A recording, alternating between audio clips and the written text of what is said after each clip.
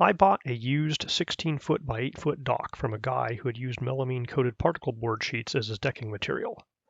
Of course, exposure to water had made the particle boards swell up, and all of the deck boards needed to be replaced.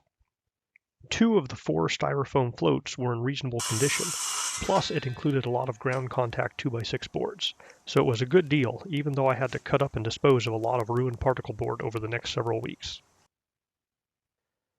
I decided to build a smaller 8-foot by 8-foot dock section so that I could move around easier, and I bought 4 brand new pressure-treated 2x6 boards so I'd have new lumber visible on the outside. Although it's not strictly necessary, I prefer to remove all the tags and staples from the lumber before using it. I pre-drilled holes in the ends of the boards for the 3.5-inch deck screws, which I pre-inserted into the board so I wouldn't lose track of them when building my square. I used my driveway to lay out the square to keep it relatively flat, and only put in the center screw at each corner initially so the boards could still twist a bit.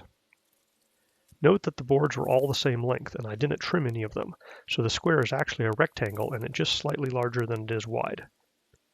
This becomes important when inserting the foam floats, which are just about exactly 96 inches long. I used a tape measure to square things up by measuring across the diagonals and tapping the corners until both diagonals had the same measurement. A carpenter square might help with this, but a tape measure is probably going to give you better results and be easier to use. Then I fixed the angles using these 4 pieces of scrap wood on the corners I got from the original dock. I screwed in one side, double-checked for a 90-degree corner, and then screwed in the other side. I installed one center joist, which will be part of the final dock, and the other 2x6 across the top as part of the temporary blocking to hold things rigid. Then I flipped the whole thing upside down so I can install the foam floats. The floats weigh a little over 50 pounds each, but are quite bulky, so it is useful to have a helper when positioning them. If I were to buy a similar product new, each of these floats would probably cost me $300 instead of the $25 I spent. The only disadvantage to the cylindrical form factor is that you can't use a single float under a narrow walkway because it will tend to roll. The center joist is to support the composite deck boards, but I also added 2 2x6s next to each float to hold them in place. I'm relying on expanding foam as my glue to keep the foam floats from falling out the bottom of the dock. Buoyancy and gravity will keep them firmly in place once the dock is upright and in the water. The foam also helps to keep bugs out of the cracks. I splurged a little and decided to use composite deck boards as my decking.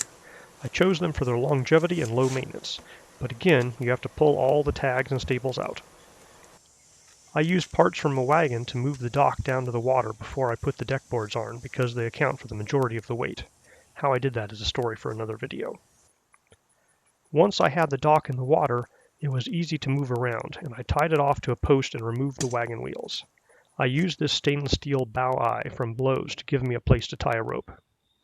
The corner and top braces are holding the frame up on top of the foam floats. I carefully moved corner supports so I could install a few composite deck boards to spread the weight of the frame across the foam floats, and then gradually worked towards the center. Instead of leaving a gap between the deck boards, I'm laying down a bead of silicon caulk that is high in the middle and lower at the sides, designed to channel water to the outside edge of the dock into 2 weep holes in the middle that are over water. The goal is to keep water from puddling up on top of the styrofoam floats. I used a cordless vacuum to pick up the drill shavings I made as I try to minimize junk dropping into the lake.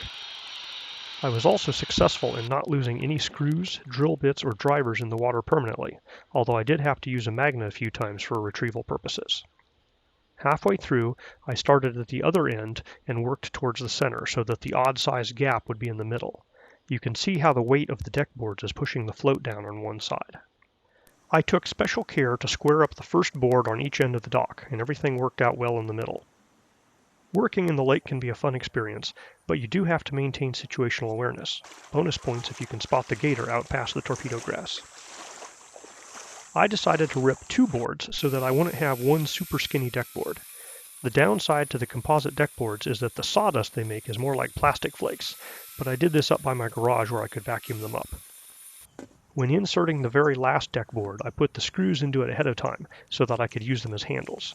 And the dock is basically finished aside from various pieces of hardware such as bumpers and cleats, pipe guides to keep it in place, and solar lights. My next project is to build a floating walkway to the dock, but my son is happy enough with it like it is.